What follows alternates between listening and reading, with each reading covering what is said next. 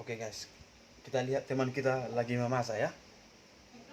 Memasak beginilah kalau orang perantau, anak kos. Inilah namanya anak kos. Oke, kita lihat teman kita lagi memasak. Ini dia guys, ini lagi memasak dia ini.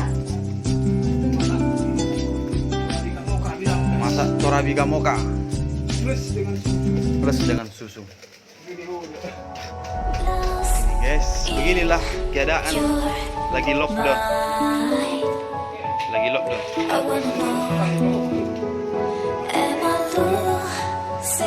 Lagi memasak dia ya. Prank ayam. Ini dia.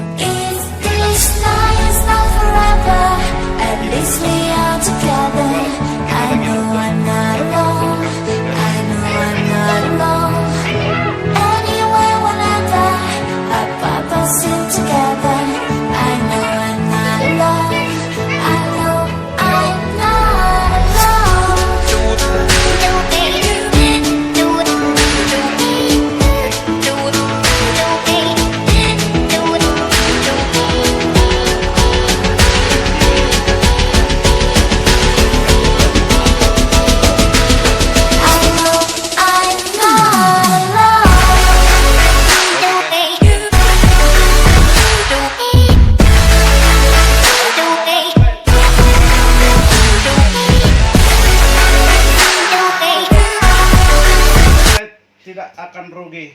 Anda beruntung, saya juga beruntung. Hasil bagi dua guys. Siap. Oke guys ya.